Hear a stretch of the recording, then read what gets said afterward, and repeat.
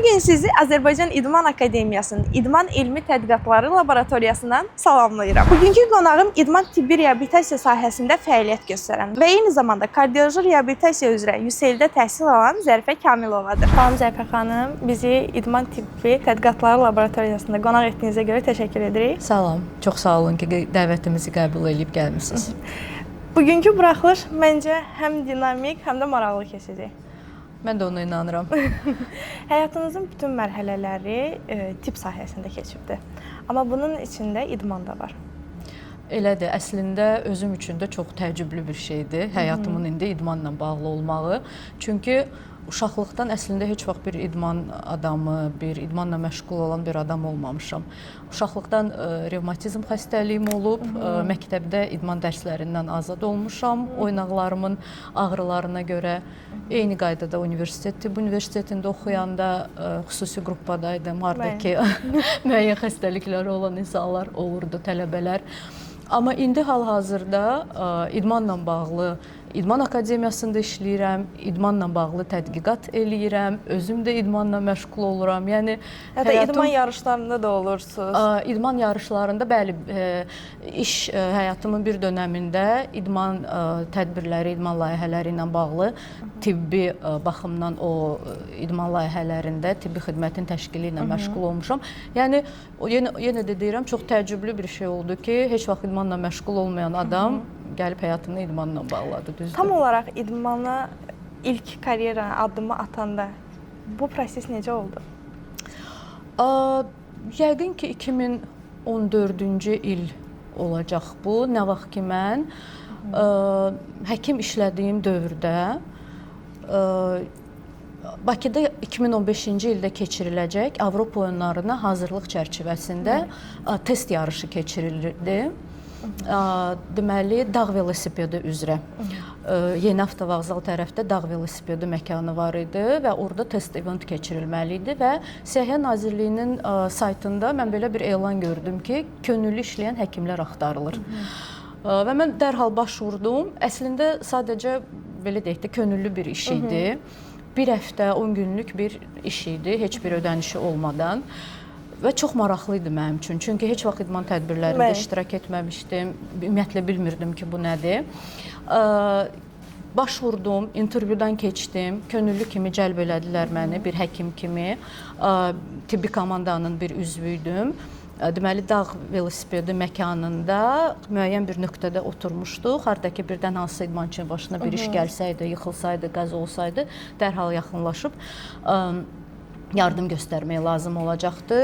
Nəzərə alaraq ki, ölkədə yox idi mütəxəssislər, hər bir yerli mütəxəssis bir xarici mütəxəssislə komandadaydı. Mənim də komanda liderim bir xarici Yeni Zelandiyadan olan bir tibb mütəxəssisi idi.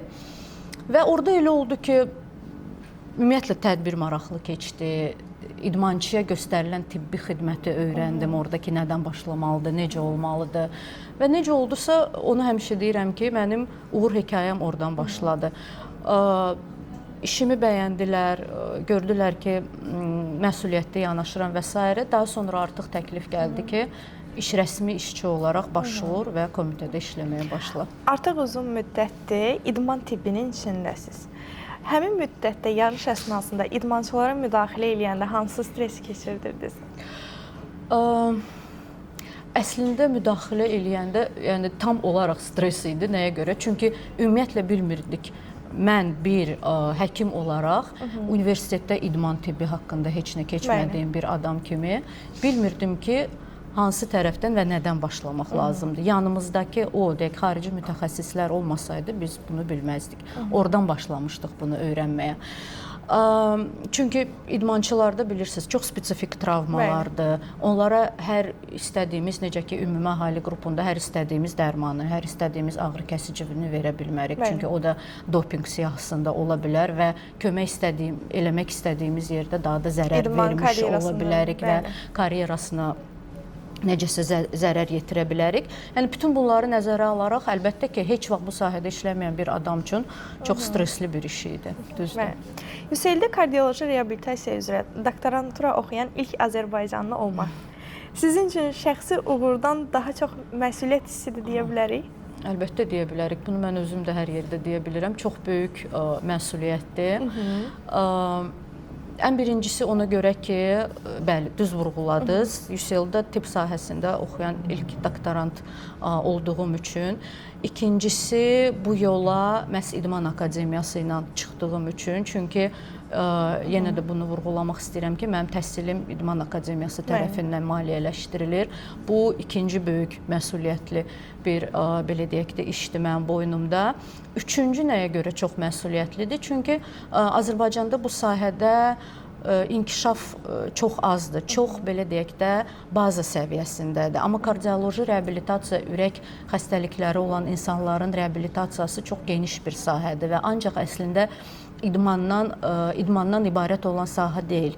Yəni kardioloji xəstələrin həm psixoloji reabilitasiyası olmalıdır, həm qida ilə bağlı yanaşmalar verilməlidir, həm idman olmalıdır, həm burada digər mütəxəssislər iştirak eləməlidir. Yəni çox geniş bir sahədir və bu sahənin çox ümid eləyirəm ki, mən və inanıram buna ki, oxuyub qutarandan sonra artıq bir belə deyək ki, diplomunu alan bir mütəxəssis kimi ölkəyə qayıdandan sonra töhfə verə biləcəm ölkədə kardioloji reabilitasiya sahəsinin inkişafına. Elə burada sual çıxırdı ki, sizcə bu istiqamət gələcək idman tibbində hansı rol oynayacaq? Gələcək idman tibbində xaricdə əslində kardioloji reabilitasiyada idman tibbinin bir hissəsidir. Bizdə təəssüf ki, hələ ki belə deyil və ümid eləyirəm ki, bunu eləyə biləcəyik. Nəyə görə? Çünki kardioloji reabilitasiya bir komponentindən biri də idmandır. Nəyə görə idmandır? Çünki ürək xəstəlikləri belə bir xəstəliklərdir ki, onların əmələ gəlmə faktorlarından biri də hipodinamiyadır, fiziki aktivliyin olmamasıdır, hərəkətliliyin olmamasıdır. Və bu xəstəliklərin əmələ gəlməsinin qarşısını almaq üçün və yaxud əgər artıq bu xəstəlik varsa, onun ağırlaşmasının qarşısını almaq üçün mütləq şəkildə hərəkətlilik, fiziki aktivlik, bir idman aktivliyi bu xəstənin həyatına gətirmək lazımdır. Ona görə də bu kardioloji reabilitasiya, yəni ki, bu elmi bir əsaslanmış bir belə deyək ifadədir ki, kardioloji reabilitasiyada idman tibbinin bir sahəsidir mütləq şəkildə. Doktorantura tədqiqatınızın ideyası necə yarandı? Bu da çox maraqlı bir, çox sevirəm bu hadisəni yada salmağa və danışmağa məndən soruşanda. Deməli, 2019-cu ildə artıq İdman tibbi və reabilitasiya magistraturasını bitirməyə yaxın bir müddətdə artıq belə deyək də qiymətlərimi nəzərə alaraq, bu proqramdakı uğurlarımı və akademik nailiyyətlərimi nəzərə alaraq həm proqramın rəhbəri tərəfindən, professor Uzmur tərəfindən, həm akademiyanın rəhbərliyi tərəfindən belə bir təklif irəli gəldi ki, sənədləri UCL-a doktorantura təhsili üçün göndərmək. Doktorantura elə bir şeydir ki, ora artıq hazır bir ideya ilə getməlisən ki, orada vaxt itirməyəsən ideya axtarmağa və s. Çünki 4 il olmağına baxmayaraq, amma hər dəqiqəsi bir qızıl dəyərindədir doktorantura təhsilinin və kardioloji reabilitasiya fənnini keçən professorumuzla, o da elə o dönəmdə Bakıdaydı, belə oturub fikirləşdik ki, hansı sahədə, nə ilə bağlı bir tədqiqat aparacağıq biz. 2019-cu ildə professor mənə dedi ki, yeni bir sahə yaranıb kardioloji reabilitasiyada, idmana alternativ olaraq rəqs terapiyası ilə xəstələri reabilitasiya eləməyə başlayıblar. Son 4-5 ildir ki, bu sahə inkişafa başlayıb. Sizin Azərbaycanda öz milli rəqsləriniz var. Bu sualı mənə verəndə dedim ki, əlbəttə var, elə gözəl rəqslərimiz var, elə gözəl musiqimiz var. Dərhal YouTube-da açıb bir neçə rəqsi göstərdim ona. Amma iş belə gətirdi ki, biraz surətli rəqslər oldu. Necə ki, deyək ki, qaytağı kimi biraz surətli rəqslər oldu. Onda professor dedi ki, yox, bunlar surətlidir. Ürək xəstələri belə surətli rəqslər rəqs eləyə bilməz. Nəsə başqa şey axtarmaq lazımdır. Dedim, yaxşı, bir dəqiqə başqa rəqsləri də göstərim. Artıq keçdim, çünki hamımız bilirik də, müxtəlif surətdə, müxtəlif intensivlikdə rəqslərimiz var hamı üçün. Açdım. Uzundərə qoydum onun üçün. Dedi ki, hə, bunun surəti, bunun intensivliyi ürək xəstələri üçün yararlı ola bilər. Yəni biz də doktoranturaya bu yeni mövzu ilə, elm sahəsi üçün yeni bir mövzu ilə və Azərbaycan üçün ümumiyyətlə yeni bir mövzu ilə gedə bilərik. Azərbaycan milli rəqslərinin kardioloji reabilitasiyada istifadəsi. Gəl bir cəhd eləyək, görək alınarmı? Və cəhd elədik, kiçik bir tezis yazdıq, sənədləri göndərdim ora. Amma 2019-cu ilin sonuydu, 2020-ci ilin əvvəlində pandemiyaya görə lockdown oldu, hər yer bağlandı və 2 il müddətinə Böyük Britaniyada ümumiyyətlə çox ağır şəraitdə keçdi Covid və 2 il müddətinə onlar bütün universitet xəstəxanalarını, universitetləri, həkimləri hamını cəlb elədi Covid-lə mübarizəyə. Ona görə 2 il müddətində mənim sənədlərimə baxılmadı, qəbul olunmadı. Qismət. 22-ci ildə mən təkrar olaraq sənədləri göndərdim eyni mövzu ilə və 23-cü ildə artıq qəbulumu alıb oxumağa başladım. Sizcə bu mövzu akademik maraq kimi gəlir, yoxsa sosial layihə kimi? Daha doğrusu sosial ehtiyac kimi. Sosial ehtiyac kimi. Akademik maraq kimi əlbəttə ki, maraqlıdır. Nəyə görə maraqlıdır? Çünki insanlara hərəkət lazımdır. İnsanlara sağlam qalmaq üçün hərəkət lazımdır. Və fərqi yoxdur, yəni ki, bu belə deyək də idmandır və yaxud başqa bir aktivlikdir. Əsas odur ki, insanlar hərəkət eləyir. Yəni sağlamlıq üçün və bu hərəkətin də sağlamlıq üçün faydalı olduğunu təsdiq etmək üçün akademik tərəfdən çox vacibdir, əlbəttə ki. Amma sosial cəhətdən də bu nəyə görə vacibdir? Çünki çox əlçatan bir hərəkət növüdür rəqs, xüsusən də Azərbaycan üçün. Çünki biz hamımız rəqs eləməyi bacarırıq. İndi bizim məqsədimiz nədir deyək? Onu göstərmək ki, biz rəqslərimizi ancaq toylarda yox, şənliklərdə yox, əyləncə məqsədi ilə istifadə etməyə bilərik. Biz rəqslərimizi artıq sağlamlıq məqsədi ilə də istifadə eləyə bilərik. Yəni ancaq əylənmək üçün rəqs eləmirik, sağlam qalmaq üçün də rəqs eləyə bilərik. Bu, belə deyək də, layihənin sosial kimi təklif olunması sizdə mövzuya yanaşmanı necə dəyişdi? Əslində, heç özüm də bilmirəm bu birdən-birə necə başladı, düzdür. Çünki əvvəlcədən biz buna əlbəttə ki, bir tibbi layihə kimi, bir akademik layihə kimi yanaşmışdıq ki, bu elmi tədqiqatdır. Amma nə baş verdi? O oldu ki, birincisi bu yaşlı insanlar üçündür. Çünki tədqiqatın adı ürək xəstəlikləri olan yaşı 65-dən yuxarı xəstələrin Azərbaycan milli rəqsləri vasitəsilə kardiorespirator fitnessini və həyat keyfiyyətinin artırılmasıdır. Yəni sırf tibbi baxımdan dizayn olunmuş bir tədqiqat. Bəs nə üçün əsas fokus 65 yaş üzəri qadınlara verilibdir? 65 yaşı deyim nəyə görə? Çünki beynəlxalq protokollara əsasən, ürək çatışmazlığı xəstəliyinin beynəlxalq protokollarına əsasən ən çox ürək çatışmazlığı faizi olan xəstələr məhz 65 yaşdan sonra olur. Bu xəstəlik ən çox 65 yaşdan sonra əmələ gəlməyə başlayır. Bu birinci məqam idi. Nəyə görə qadınlar? Biz əvvəlcədən heç düşünmürdük ki, burada sırf 100% qadınlar iştirak eləyəcək. Yox, əvvəlcədən belə idi ki, hamı üçün, yaşı 65 yaşdan yuxarı kişilər və qadınlar. Amma adında rəqs mi olduğuna görə və yaxud biz bu tədqiqat haqqında daha çox rəqs tədqiqatı kimi danışdığımıza görə bəlkə də daha çox qadınlar başladı müraciət eləməyə və indi hal-hazırda 80-dən çox iştirakçısı var tədqiqatın və 100% hamısı qadındır. Bu əslində akademik cəhətdən tədqiqatımızı daha güclü eləyir. Nəyə görə? Çünki sırf qadınlarla aparılan tədqiqatların sayı çox azdır elmi aləmdə. Buna ancaq son illər başlayıblar çox böyük fikir verməyə. Bundan öncə nə baş verirdi? Deyək ki, tədqiqatlar daha çox kişilərin üzərində aparılırdı, daha sonra o nəticələri götürüb qadınlara şamil eləyirdilər. Bu da əlbəttə ki, düz deyil. Nəyə görə düz deyil? Çünki fizioloji olaraq fərqli orqanizmlardır və birinə keçərli olan bir nəticə digərinə keçərli olmaya bilər. Ona görə hal-hazırda tədqiqatda sırf 100% qadınların olması akademik cəhətdən tədqiqatımızı daha güclü eləyir. Bu birinci məqamdır. İkinci məqam da odur ki, 65 yaşdan yuxarı olan insanlar təqaüdçülərdir. Bir çox hallarda onlar işləmirlər, daha çox evdə otururlar, hərəkətsizdirlər. Bəzən işləmədiklərinə görə, sosiallaşmadıqlarına görə depressiyada olurlar, əhval-ruhiyyələri aşağı olur. Və bayaq sual verdiniz ki, sosial cəhətdən nəyə görə bu əhəmiyyətli bir şey ola bilər? Biz o insanları yenidən sosiallaşmağa qaytarırıq. Biz o insanları sağlam da edirik. Düzdür, bu bir məqamıdır. Çünki onlar daha gümrah olurlar. Sağlamlıq cəhətdən daha ürək sistemi daha yaxşı, dözümlülük olur, əzələləri güclənir və s. və ilaxır. Amma sosiallıq baxımından da onlar bir-biri ilə ünsiyyətdə olurlar. Yeni tanışlıqlar əmələ gəlir, artıq dostluqlar əmələ gəlir və bu sosiallaşma da həm depressiyanın qarşısını alır, onların əhval-ruhiyyəsini daha yüksək edir.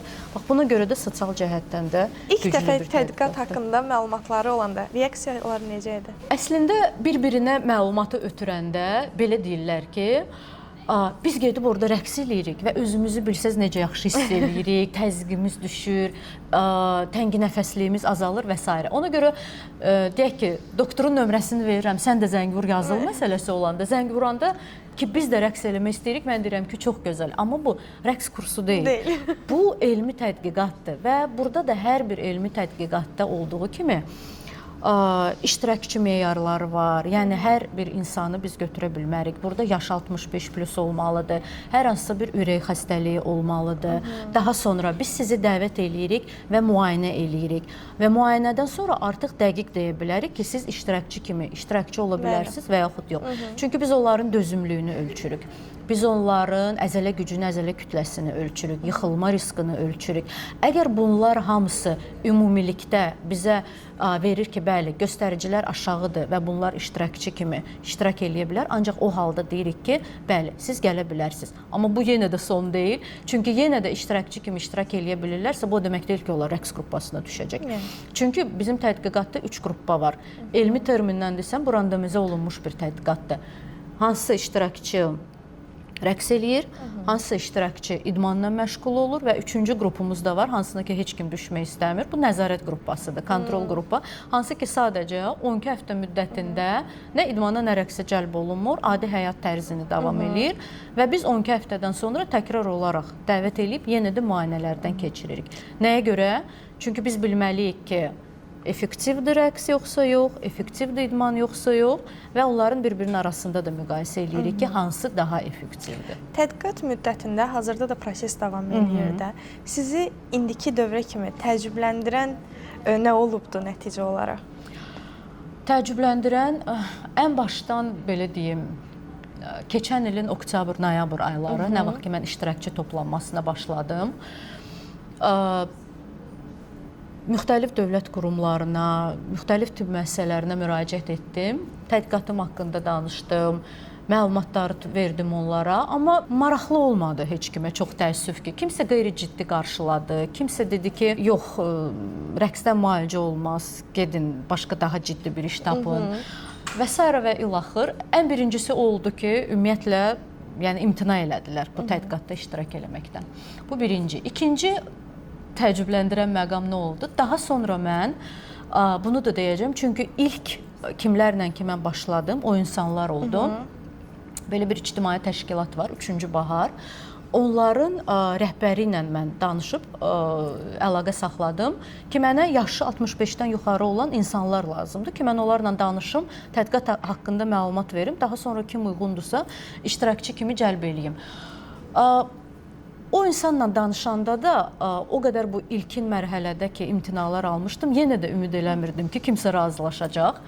Amma bax, bu artıq təəccüb edici bir faktor oldu ki, mən gedib orada tədqiqat haqqında məlumat verəndə, danışanda nə qədər insan oradan, təqaüdçülər istədi ki, gəlib iştirak eləsin. Bu çox mənim üçün doğrudan da bir tərəfdən maraqlı idi ki, doğrudan da istəyirlər. Digər tərəfdən çox təəccüblü idi ki, yəni heç inanmırdım ki, yığa bilərəm. Amma sonra başladılar bir-birinə danışmağa, bir-birinə məlumat verməyə və ən vacibi də nəyə görə? Yəni elə belə yox ki, qeyb rəqs eləyirik. Öz sağlamlığında olan müsbət dəyişikliklərlə bağlı məlumat verirdilər ona görə. Yəni, biri deyirdi ki, özümü daha yaxşı hiss eləyirəm. O birisi deyirdi ki, təzyiqim düşüb rəqsə və idmana getdiyim müddətdə. Üçüncüsü deyirdi ki, tənginəfəsliyim azalıb.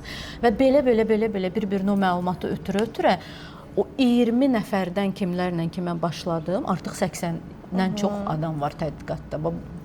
Neçə aydır, deyək ki, 6-7 aydır və bu qədər böyüyüb iştirakçı sayı.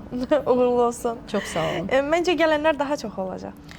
Gələnlər daha çox düzdür. Yenə də müraciətlər var, amma problem indi nədədir? Hamısına da deyirəm ki, 3 ay, 5 ay bundan əvvəl siz hardaydınız? İş ondadır ki, mənim təhsilim davam eləyir və mən avqustun sonu, sentyabrın əvvəli artıq bu işi bitirib yenidən Böyük Britaniya University College Londona qayıtmalıyam ki, artıq təhlili aparım, dissertasiyanı yazıb bitirim və müdafiəyə hazırlaşım. Deməli, yəni mənim indi hal-hazırda cəmsi 2 ay vaxtım var və proqram özü 12 həftə 3 ay davam eləyir deyə mən indi hazırda 3 qrupamız rəqs eləyir, təxminən 30 nəfərə yaxın. İdmanda da təxminən bir 15 nəfərə yaxın adam var. Yəni deyirəm ki, çox təəssüf eləyirəm. Biraz tez müraciət eləsəydiniz, sizi də cəlb eləyərdik. Amma artıq nə vaxt yoxdur, nə təəssüf ki, yer yoxdur. Yəni ki, bu sayla biz artıq İnşallah ki, 2 ay müddətinə bitirəcəyik. İnşallah, xeyirlisi. Sağ olun. Yaş artdıqca insanların fiziki aktivliyə marağı artır. Bəzən də azalır. Okay. Bunun səbəbi nədir tamam olaraq? Siz deyəndə ki, artır, mən əslində təkzib eləmək istəyirdim ki, çox təəssüf ki, əksinə azalır yəqin ki. Çünki bunu gözlə də görürük ki, yaş artdıqca insanların fiziki aktivliyi azalır. Bu sizcə fizioloji məhdudiyyətdir yoxsa? Burada fizioloji məhdudiyyət də ola bilər. Əslində beynəlxalq protokollar da, yəni bilirsiniz, mən belə deyək də, artıq elmlə məşğul olan adam kimi sözləri sadəcə belə deyək də, heç bir əsası olmadan, heç bir təsdiqi olmadan deməyə ehtiyat eləyirəm və demirəm. İnsanların ümumiyyətlə fiziki aktivlik səviyyəsinin azalması artıq beynəlxalq protokollar tərəfindən də deyilir və bu həyəcan təbilidir əslində. Çünki fiziki aktivlik səviyyəmiz azaldıqca xəstəliklərimizin sayı artır. Ürək xəstəlikləri, şəkərli diabet, artıq çəki və digər xəstəliklər və dünyada artıq bu xəstəliklər get-gedə sayı artır. Ürək xəstəlikləri Azərbaycanda ən birinci, ölüm səbəbinə görə ən birinci xəstəliklər deməli siyahısındadır. Yəni ona görə də insanların fiziki aktivlik səviyyəsi artsaydı, xəstəliklərin səviyyəsi azalardı əksinə. Amma biz tərsinə görürük. Yəni ona görə çox təəssüf ki, amma bunu mən nə ilə bağlaya bilərəm? Bəlkə də məlumatlılığın azalması ilə. Yəni insanların məlumatlılığı daha çox olsaydı ki, idman eləmək yaxşıdır sizin sağlamlığınız üçün, fiziki aktiv olun, daha çox hərəkət eləyin, onda insanlar daha çox hərəkətliyə meyilli olardı. Bilirsiniz, mən yenə də tədqiqatımın iştirakçılarına qayıdım. Bəzən iştirakçılar gəlir və deyir ki, mən həkimimə deyəndə ki, çünki onların hamısının əsas ürək xəstələridir də, kardioloji xəstələrdir və onların hamısının kardioloqları var, həkimləri var, hansı ki, onları illərlə müalicə eləyir, vəziyyətinə nəzarət eləyir. Bəzən o iştirakçılar gəlib deyir ki, Zərfə xanım, həkimim mənə dedi ki, sənə idman olmaz, çox təhlükəlidir sənə idman eləmək. Bilirsən, idmanda adamın başına, sizin kimi xəstələrin başına nə gəlir. Və onda biz yenidən otururuq, yenidən başlayırıq başa salmağa, anlatmağa ki, idman sənin üçün əksinə xeyirdir. Əksinə, kardioloji baxımdan çox vacibdir. Ancaq kardioloji yox, bir çox baxımlardan. Çünki ürək bizdə nədir? Ürək işlək orqandır, ürək işləməlidir, ürək nasosdur və ürək onsuz da işləyir. Biz ürəyi sağlam saxlamaq üçün onu biraz da yükləməliyik. Yəni mən demirəm ki, aşırı yükləməliyik.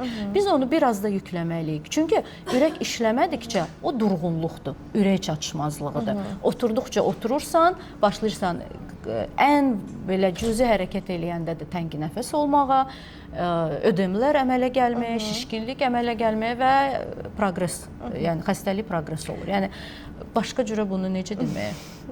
İnşallah düzələr. Sizcə Azərbaycanda 65 yaş qrupu üzəri insanlar üçün idman və reabilitasiya infrastrukturu kifayət qədər varmı? Son zamanlar görürük ki, inkişaf eləyir. Nəyə görə? Bunu hamımız əslində görürük. Parklar salınır. Artıq piyada gəzmək üçün əlavə bir yerdir də bizim üçün, düzdür. Çıxıb gəzmək üçün, axşamlar çıxıb gəzinti eləmək üçün və yaxud səhər yuxudan durandan sonra gəzmək üçün. O parkların içində idman meydançaları var. O da yaxşıdır. Məsəl üçün, artıq mən səhər yuxudan durub pəncərəyə yaxınlaşanda bizim də evimizin qabağında park var və orada da idman meydançası var. Görürəm ki, yaşlı insanlar, təqaüdçülər 2-2, 3-3 artıq girib, qol-qola girib gəzirlər. kimsə idman meydançasında idman eləyir. Mənim bir iştirakçım var idi. Ən birinci yoldaşım müraciət eləmişdi, amma mən yoldaşını müayinə eləyəndə gördüm ki, bu adam yəni fitdir də, bunun əzələləri də var, dözümlüyü də yüksəkdir, amma yaşı məsəl üçün 75-ə yaxındır. Soruşdum ki, siz nə edirsiniz ki, bu yaşda əzələləriniz də yaxşıdır, güclüdür, dözümlüyünüz də. Deyir, park var evin yanında, çıxıb orada idman eləyirəm, əzələ gücü hərəkətləri eləyirəm, gəzirəm, qaçıram. Və sonra elə oldu ki, yoldaşını gətirdi. Yoldaşında tamam əksi idi. Dözümlüyü də aşağı idi, təzyiqi də yüksək idi, atom fraksiyası da aşağı idi, əzələləri də çox zəif idi. Dedim ki, bəs yoldaşınızı niyə özünüzlə aparmamısınız? Deyir, istəmir, amma sizin yanınıza gətirmişəm. İdmana getmək istəmir, sizin yanınıza gətirmişəm. Yəni, bax, o idman infrastrukturunun inkişafı bəzi insanlarda belə bir yaxşı dəyişikliklərə gətirib çıxarır. Amma yəni, insanın özündə də hər hansı bir istək olmalıdır da, çıxıb idmanla məşğul olmağa. Hə, əlbəttə ki. Yəni, bu infrastruktur var. Velosiped yolları, bəziləri velosipeddə sürür, o idman meydançaları, parklar. Yəni, niyə də çıxıb idmanla məşğul olmamağa? Xaricdə tələbəyə daha çox araşdırma düşüncəsi öyrədilir. Elədir. Yoxsa bizdə olduğu kimi məlumatı əzbərləmək?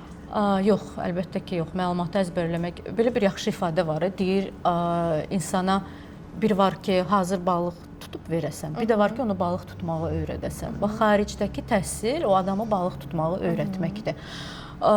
Necə ki, bax, bizim İdman tibbi və reabilitasiya magistr proqramı, hansı ki, akademiyada 2017-ci ildən fəaliyyət göstərir.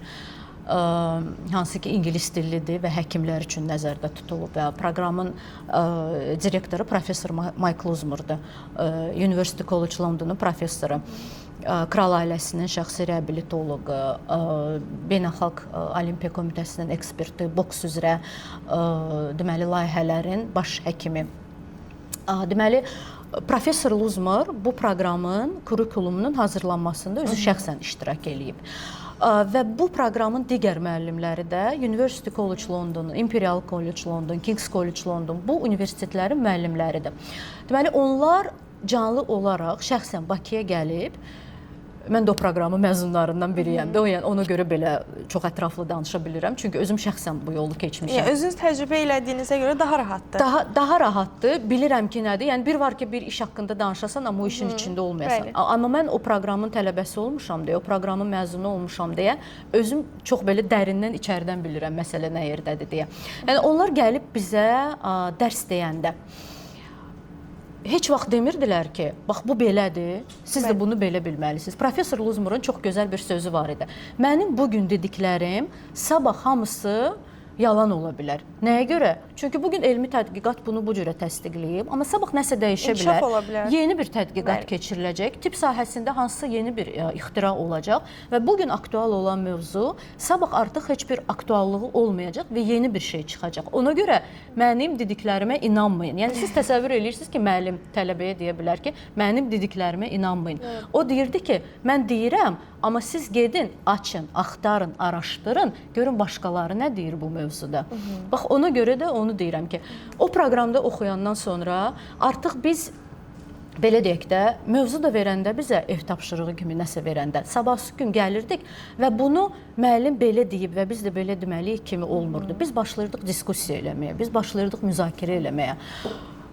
Bunu nəyə görə belə deyirsən? Bunu əsaslandır və biz başlayırdıq fikirləşməyə, bir tibbi belə deyək, tənqid, akademik tənqid kimi nəsə bir düşüncələr eləməyə ki, nəyə görə bu belədir? Sadəcə fakt kimi qəbul eləmirdik. Onun altındakı bir səbəbi də axtarırdıq ki, bax, belə-belə öyrənib və mən sizə inandırım ki, mən indi UCL-da bunu oxuyub, bunlardan təzədən keçirəm. Öz-özümə fikirləşirəm ki, nə yaxşı ki, mən bu idman tibbi reabilitasiya magistr proqramını oxumuşam. Çünki o proqram olmadan, o müəllimlərin o məktəbini keçmədən mən gəlib UCL-da oxuya bilməzdim. Çox çətin olardı. Elə burada bir sual yaranır ki, bu proqrama kimlər müraciət edə bilər? Yaxşı sualdır. Biz bunu hər yerdə deyirik. Yenə də burada sizin vasitənizlə də məlumat verim. Bu proqram sırf həkimlər üçündür. Yəni, mən də Tibb Universitetini bitirəndən sonra, 10 il həkim kimi işləyəndən sonra, idman layihələrində işləyəndən sonra, Avropa oyunları, İslam oyunları, Formula 1 yarışlarında işləyəndən sonra belə bir məlumat yayıldı ki, biz kakras onda o komitədə işləyirdim mən 2017-ci ildə İslam oyunlarının komitəsində. Belə bir məlumat yayıldı ki, İdman Akademiyasında İdman tibbi reabilitasiya magistr proqramı açılır. Özü də Böyük Britaniyadakı bir universitetlə bir layihə kimi bir yerdə tərtib olunur və onda biz Avropa oyunlarında o qədər çətinlik çəkmişdik biz o işlə. Ölkədə idman həkimi tapmamışdıq ki, Bəli. fizioterapist tapmamışdıq ki, o məkanlarda idmançılara xidmət göstərən bir həkim kimi istifadə eləyək. Böyük bir problem idi və ondan sonra biz gəlib burada bu proqramla İdman Akademiyasında tanış olanda onda bizə dedilər ki, bazar araşdırması aparmışıq və görmüşük ki, idman tibbi ilə məşğul olan mütəxəssislər yoxdur ölkədə. Biz də idman o 2015-ci ildə o layihə üçün bütün mütəxəssisləri xaricdən gətirmişdik. Hamısını demək olar ki. Və hətta onu qeyd edim ki, bu beynəlxalq yarışdır və Azərbaycan daxilində də kifayət qədər idman növləri üzrə yarışlar keçirilir. Yarışı aparırıq, mən özüm hakiməm və döyüşün ortasında tatamidə idmançı zədələnir və biz oradan həkimi çağırırıq. Həkimin reaksiyası yoxdur. Və oradan artıq 4-5 nəfər çağırılmalıdır ki, həkim burada kimsə ölür, can verir. Və o artıq gələnə qədər idmançının orada huşunu itirməsi var, dilin qatalanması var. Yəni zədələr get-gedə arta bilər, qol çıxa bilər, topuq zədələnə bilər. Yəni həmin dəqiqə müdaxilə olunmalıdır. Və bu kadr problemi olduğuna görə yarışlar əsnasında kənardan gətirilən həkimdən əlavə olaraq federasiyanın öz fizioterapevt həkimi o bütün yarışları 4 gün, 10 gün müddətində müşahidə edir. Və bu mən öz baxış açısından görürəm ki, çox çətin bir şeydir. Əlbəttə. Çünki paralelində 4 tatamidə döyüş gedir. İdman tibbi sahəsi çox spesifik sahədir və bunu, məsəl üçün 6 il tibb universitetində oxumuşam mən, biz idman tibbi keçməmişik. Biz sadəcə travmatologiya keçmişik, amma travmatologiya idman tibbi demək deyil. Reabilitasiya ümumiyyətlə, sadəcə fizioterapiya keçmişik, reabilitasiya keçməmişik. Məsəl üçün, mən bütün o məqamları, hansılara ki sizə danışırım, gəlib burada İdman Akademiyasında o İdman tibbi reabilitasiya magistr proqramında öyrənmişəm. Və yenə də qayıdıram o 2015-2017-ci ilə. Necə ki, dedilər ki, proqram açılır və mən də o yolları keçə-keçə gəlib görəndə ki, mütəxəssis yoxdur, amma çox maraqlı bir sahədir. Belə qərarı aldım ki, gedim tanış olum. Gedim görüm, ümumiyyətlə nədir bu, nə proqramdır, kim dərs deyir, nə keçəcəklər. Gəlib tanış oldum, görüşdüm. Daha sonra professor Luzmurla bizə bir görüş təşkil elədilər. Onunla da görüşdük, danışdıq və gördük ki, çox keyfiyyətli bir proqram həkimlər üçün ingilis dilində və bütün dərslərimizi də UCL-ın professorları tərəfindən alırıq. Unikallığı nədir? Xaricə getmək lazım deyil bu müəllimlərdən. Yəni, xaricə gedirsənsə, nə qədər pul xərcləməlisən, orada qalmağı, orada yaşamağı. Bu, nə qədər böyük məbləğ bir vəsait tələb eləyir, düzdür. Bunu hər adam eləyə bilmir. Amma İdman Akademiyası o keyfiyyətli təhsili Azərbaycana, Bakıya gətirib. Və sən ailəvi tərk etmədən, evivi tərk etmədən gəlib sadəcə İdman Akademiyasında o müəllimlərdən dərs alırsan. Nəyə görə bu fürsətdən istifadə etməmək? İlk dəfə proqram haqqında eşidəndə heç düşünürdünüz bu qədər yaxşı nəticə alacaqsınız? Yox, düşünmürdüm. Çünki yəni ki, başa düşürdüm ki, hə, okey, xarici proqramdır, müəllimləri xaricidir. Yəni başa düşürdüm ki, fərqli bir şey olacaq əlbəttə ki. Amma yəni bu dərəcədə nəyə görə xarici müəllimlərdən burada dərs almaq başqa vacib bir məqam. Tələbələri Londona praktiki səfərə göndərmək ki, University College London Hospitalda xəstə qəbulunda iştirak eləmək müəllimlərlə.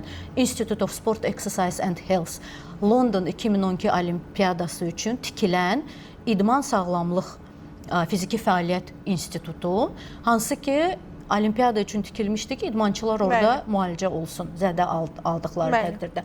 Daha sonra Olimpiyada qutardı və o institutu verdilər UCL-a. Və indi bizim tələbələr, kimlər ki, burada o proqramı oxuyur, bir həftəlik səfərə gedir və orada o institutda praktika keçir. Yəni, bu fürsətdir də. Başqa University College London sadəcə elə-belə gələn tələbəni praktikaya buraxmaz ora. Amma İdman Akademiyasının dəstək məktubları ilə, UCL-dan, Professor Uzmurdan gələn dəvət məktublarının hesabına bax bu praktikalar mümkündür. Yəni yenə də heç vaxt ağlıma gəlməzdi ki, belə bir şey ola bilər, amma biz keçdik bu yoldan, biz bu praktikanı gördük. Hal-hazırda mən və digər məzunlarımız həm dərs deyirik Azərbaycan İdman Akademiyasındakı tələbələrə, həm onların elmi işlərində onlara kömək eləyirik. Yəni proqramın real nəticələri, biz proqramın real nəticələriyik, mən və digər məzunlarımız. Yəni ona görə də yəni nəticəsini hesab eləyirəm ki, çox yaxşı nəticədir. Məncə də. İdman Tibbi Tədqiqatları Laboratoriyasının fəaliyyəti və UCL-in əməkdaşlığı tələbələrə real olaraq nə qazandırır?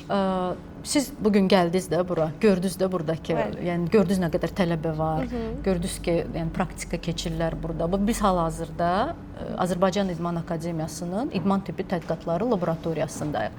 Bu laboratoriyada proqram açılanda 2017-ci ildə bu proqram üçün bir praktiki baza kimi açılmışdı. Amma necə açılmışdı?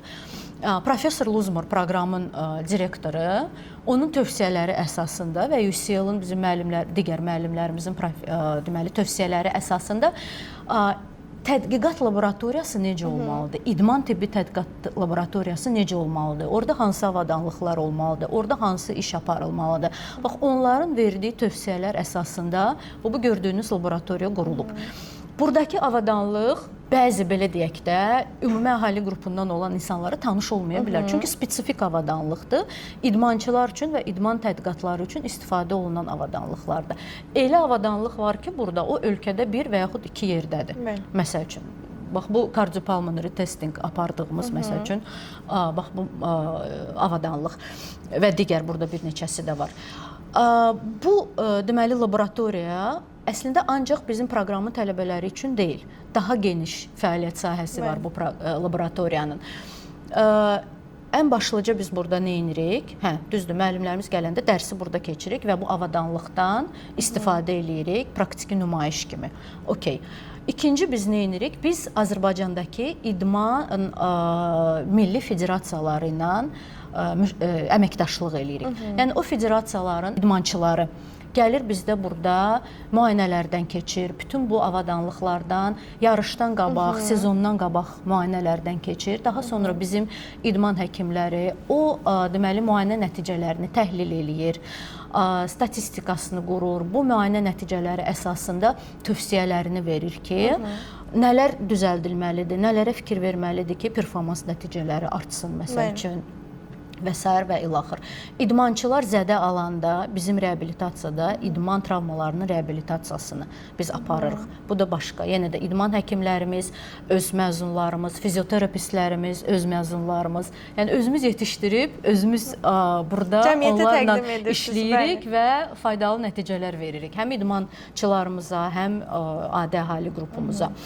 Daha sonra biz bu laboratoriyada nə edirik? Elmi tədqiqatlar aparırıq. Yenə də həm magistr tələbələrimiz, həm doktorantlarımız burada 10 il ərzində toplanan məlumatlar əsasında elmi tədqiqatlarını aparır. Və yaxud heç 10 il ərzində toplanan olmasın, əlavə hansısa müayinələr aparıb tədqiqatlarını burada aparılır. Mən özüm də, mənim də tədqiqatım bu laboratoriyada aparılır. Mən də dəvət edirəm iştirakçılarımı bütün bu avadanlıqdan, müayinələrdən keçirib. Baxmayaraq ki, mənim iştirakçılarım idmançılar deyil, onlar adi əhali qrupundan olan insanlardır. Amma tədqiqat idman tibbi ilə bağlıdır deyə yenə də bu avadanlıqdan istifadə edirik. Bizim bütün, mən özüm də daxil olmaqla, bütün doktorantlarımızın, deməli, magistrlarımızın elmi rəhbərləri xarici mütəxəssislərdir. Yəni, belə bir mütəxəssislərdən biz həm dərs öyrənirik, həm də akademik yanaşmanı öyrənirik. Yenə də fürsətlərdir də akademiya. Yəni, təhsil müəssisəsi tərəfindən belə bir fürsətin yaradılması çox böyük üstünlükdür. Əlbəttə ki, çox böyük üstünlükdür. Mən heç kimdən müqayisə eləmirəm. Mən sadəcə akademiyada olan işlərdən danışıram. Yəni, ona görə xaricə getmədən, uzağa getmədən, ailəvi, evi tərk etmədən gəlib xarici mütəxəssisdən dərs almaq. Gəlib xarici mütəxəssislə işləyib, onun elmi rəhbərliyi altında tədqiqat aparmaq. Onun elmi rəhbərliyi altında məqalələr yazıb nəşr olunmaq. Yəni bu fürsətlərlə hansılar ki, akademiya Baxın, elə verib. burada bir sual yaranır ki, idmançı performansında reabilitasiya və bərpanın rolu Azərbaycanda düzgün qiymətləndirilir? Azərbaycanda düzgün qiymətləndirilir və yaxud yox, bu suala cavab verməyəcəm. Amma nəyi deyim mən sizə? Baxın, yenə də bu bizim idman tibbinə qayıtmaq istəyirəm. Çox spesifik sahədir və bu spesifik sahədə idmançılarla işləmək üçün bu spesifik sahəni oxuyan mütəxəssislər lazımdır. Bizim federasiyalarda çox təəssüf ki, çox az sayda bu sahənin mütəxəssisləri işləyir. Doğru. Yəni travmatoloq işləyir, cərrah işləyir, idman həkimi kimi. Amma travmatoloq və cərrah idman həkimi deyil. İdman tibbi sahəsi, əgər bu travmatologiya ilə eyni sahə olsaydı, cərrahiyyə ilə eyni sahə olsaydı, bunun adı idman tibbi olmazdı. Bunun üçün ayrıca ixtisas açılmazdı. Bunun təhsili uzun müddətli verilməzdi. Deməli, bu ayrıca bir spesifik sahədir və bunu oxumaq lazımdır. İdman həkimi olmaq üçün, idmançı ilə işləmək üçün, ondan yaxşı nəticələr əldə etmək üçün, düzgün reabilitasiya etmək üçün. Bax, ona görə, əgər idman həkimi olmaq istəyirsinizsə, bu sahəni oxumaq lazımdır. Sadəcə travmatoloq olub, qeyb idman həkimi olmaq olmur, çox təəssüf ki. Gələcəyin idman mütəxəssisi olmaq üçün nə olmalıdır? Dəqiqlik olmalıdır, əlbəttə ki. Məsuliyyət olmalıdır, hər bir sahədə olduğu kimi. Bu sahədə olan konkret təhsil olmalıdır. Akademik düşüncə olmalıdır. Nəyə görə bunu deyirəm? Akademik düşüncə. Bunu mən özüm də son illər ancaq, əvvəl biz kitabı oxuyurduq, kitabda nə yazılıbsa onu da elə qəbul eləyirdik. Amma oxumaq lazımdır, araşdırmaq lazımdır, müxtəlif yanaşmalara baxmaq lazımdır. Düzdür, bu xəstədir. Biz həmişə tibbdə deyirik ki, hər bir insan individualdır və ona ingiliscə bir söz var, one size fits all məsələsi olmamalıdır. Yəni, hamıya tətbiq etdiyimizi, yəni tək-tək insanlara tətbiq etmək, hər bir insana individual yanaşmaq lazımdır. Bu mütləqdir. Amma individual yanaşmaq o demək deyil ki, biz nə istəyiriksə onu da eləyirik insanla. İndividual yanaşma o deməkdir ki, protokol çərçivəsində eləyirsən, hansısa bir elmi əsaslandırma, elmi yanaşma çərçivəsində eləyirsən mütləq şəkildə. Amma yenə də cüzi toxunuşlar ola bilər. Amma hər şeyi qırağa qoyub mən individual yanaşıram və nə istəyirəmsə onu eləyirəm, heç bir halda bunu eləmək olmaz. Laboratoriya fəaliyyəti dövründə 2-ci Vətən müharibəsi qaziləri ilə aparılan təhlillər və müşahidələr sizcə reabilitasiya haqqında hansı reallıqları göstərdi? Reabilitasiya sözü bizim cəmiyyətdə məhz müharibə və postmüharibə dövründə hamıya tanış olmağa başladı. Biz reabilitoloq mütəxəssis olaraq bəli bilirdik. Amma cəmiyyət içində çox təəssüf ki, reabilitasiya sözü o qədər tanış deyil idi. O qədər çox istifadə olunmurdu. Və məhz postmüharibə dövründə nə vaxt ki, qaziləri reabilitasiya etməyə başladıq, bax onda reabilitasiya sözü artıq geniş ictimaiyyətə tanış olmağa başladı.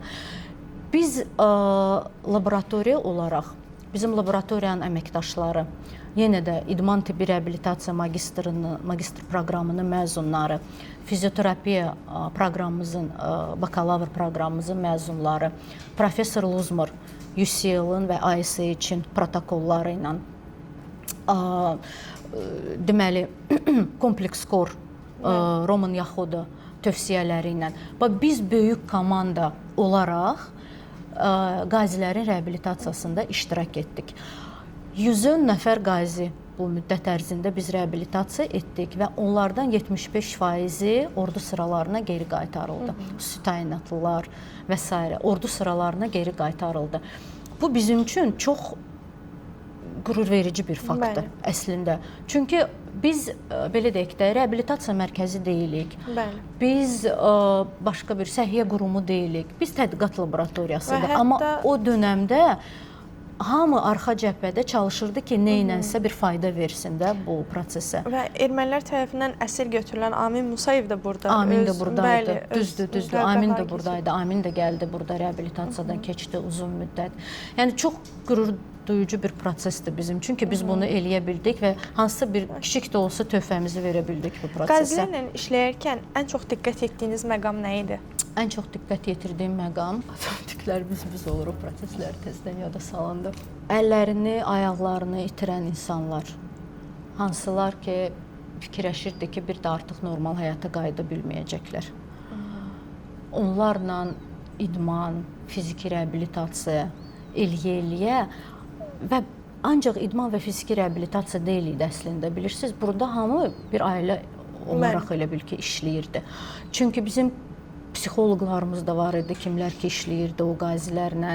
Necə hamı isti münasibət bəsləyirdi o insanlara. Çünki onlar uzun müddət gəldilər, getdilər.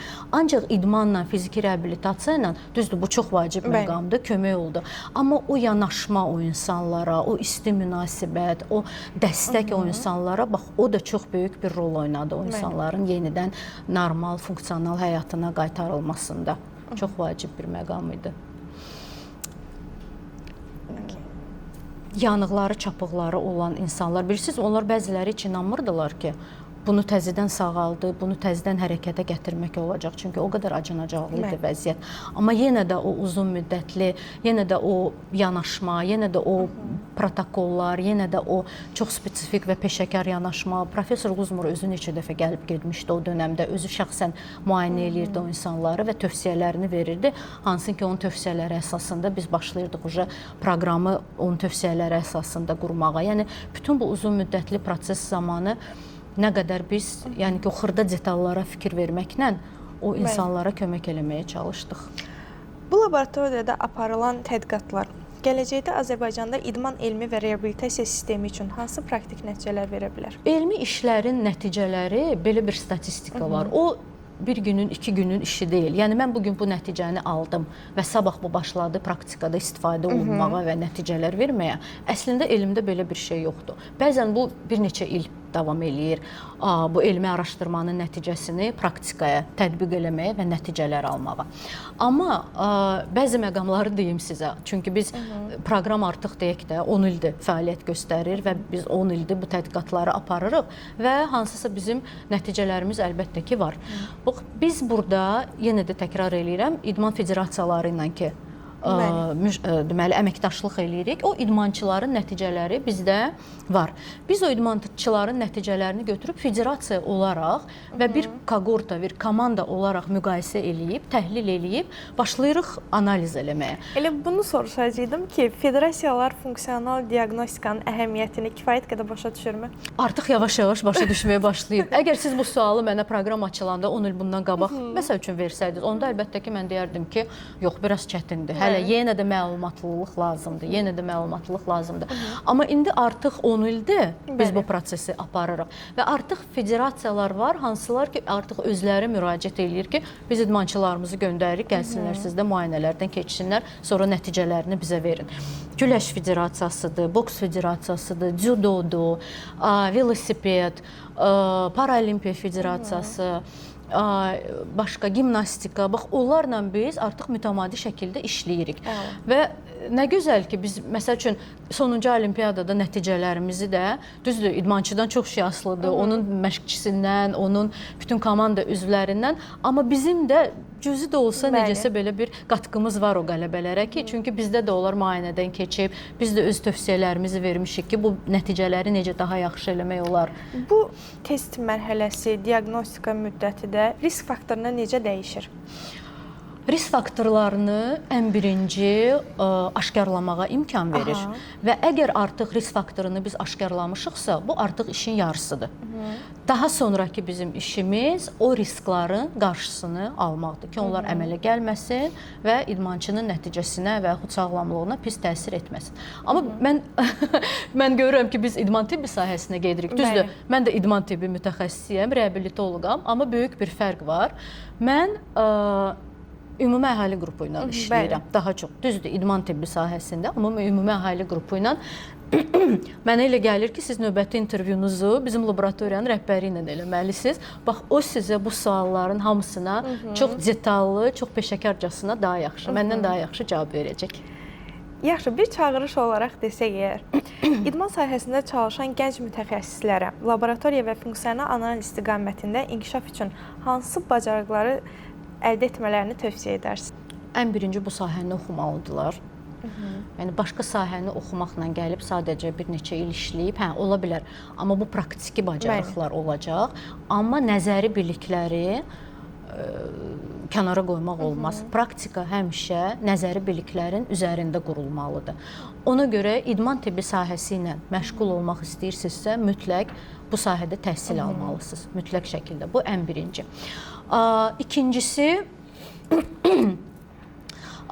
İkincisi, yenə də akademik yanaşma. Yenə də axtarmaq, araşdırmaq, yenə də oxumaq çoxlu. Yəni, institut qurtardım, mən artıq bu sahənin peşəkarıyam, bu məsələ olmamalıdır. İnsan daim öz üzərində işləməlidir. Daim hər hansısa bir yeni biliklər əldə etməlidir. Heç nə yerində dayanmır. Araşdırmalıdır. Heç nə yerində dayanmır. Bir neçə il bundan qabaq aktual və doğru olan bir şey bugün artıq doğru deyil. Onun yerinə yeni nəsə çıxıb və 10 il bundan qabaq əldə elədiyiniz biliklərlə, xəstə ilə, idmançı ilə bugün işləmək artıq heç cürə yol verilməzdir. Yəni, biliklər up to date deyirlər də, bugünə aktual olmalıdır. Bax belə. Və üçüncü bir şey də demək istəyirəm. Avtoritar və belə paternalistik yanaşma olmamalıdır heç vaxt ki, mən həkiməm, mən hamıdan çox bilirəm və mən heç kimə qulaq asmıram. Xəstənizə də, idmançınıza da qulaq asmaq lazımdır. Çünki bəzən ona imkan vermək lazımdır ki, danışsın. Çünki bəzən onun sözünü kəsməklə, vaxtım yoxdur, gəl prosto bir müayinə eləyim, oyla da bitirək, olmaz. Bəzən xəstənizə qulaq asmaqla elə bir detalı eşidə bilərsiniz, elə bir detalı o sizə çatdıra bilər ki, artıq tam olaraq şəkil, o puzzle qurulacaq məsəl üçün. Ona görə hər bir həkim üçün xəstəsinə qulaq asmaq, xəstəsinə vaxt ayırmaq vacibdir. Son olaraq, Azərbaycan İdman Akademiyasının gələcək vizyonunu bir cümlə ilə təsəvvür etsəniz. Regionda bu sahənin lideri olmaq. Çox sağ olun. Təşəkkür edirik. Buyurun. Xoş söhbət oldu və əminəm ki, bu buraxılışa baxan hər bir insan nəyisə öyrənəcək. Və düşündükləri idman sferasında olan o boşluqlar ki var, bəzən deyirlər ki, idmançılar çox da təhsilli deyirlər. İdmanda təhsil yoxdur. Bu hissəni görəndə tam olaraq başa düşürlər ki, idman tam olaraq boş bir sfera deyil. Əslində idmandan idman fizioterapisti, idman həkimi, idman hüquqşünası, idman psixoloqu, yəni bu kimi bir çox sahələr çıxır. Əslində çox böyük sərvətdir. Düzdür, əlbəttə idmançı ilə ancaq onun məşqçisi işləmir. İdmançının ətrafında çox böyük bir komanda toplanıb. Burada idman həkimi bir fizioterapist, nutrisioloq, psixoloq, fizioloq. Yəni hələ bu mən ən az rəqəm saydığımdır da. Biz yenə də mən Böyük Britaniyaya qayıdıram. Biz boks federasiyasına professor Uzmur bizi aparanda orada tibbi xidmət necə təşkil olunub boksçular üçün, komanda üçün. Bax onu konkret olaraq görmüşdük. Nə qədər adam işləyir bir idmançının ətrafında, nə qədər adam işləyir. Yəni ona görə idmançı və onun məşqçisi demək bütün digər sahələri, əgər biz doğrudan da yaxşı nəticə almaq istəyiriksə, nə idman psixoloqunu kənara qoya bilmərik. Çünki hər bir idmançının psixoloji bir vəziyyəti də var və o psixoloji vəziyyəti də nəzərə almalıyıq. Hər bir idmançının qidalanması var və o qidalanmanı da mütləq şəkildə tənzimləməliyik və nəzarət altında saxlamalıyıq. Və bunu idmançı özü və məşqçi ancaq eləyə bilməz. Bu sahələrin mütəxəssisləri var, hansılar ki, bu sahədə işləyirlər. Bax, onlar eləməlidir. Ona görə, yəni, idman sadəcə çıxdın, bilmirəm, tatamidə və ya döşək üstündə bir neçə fən göstərdin, uddun deyil. Bu illərin işidir, bu detallı bir işdir, bu zərgər dəqiqliyi ilə olunan bir işdir. Bunu heç bir halda unutmaq olmaz. Təşəkkürlər. Buyurun. Növbəti buraxılışlarda görüşənədək.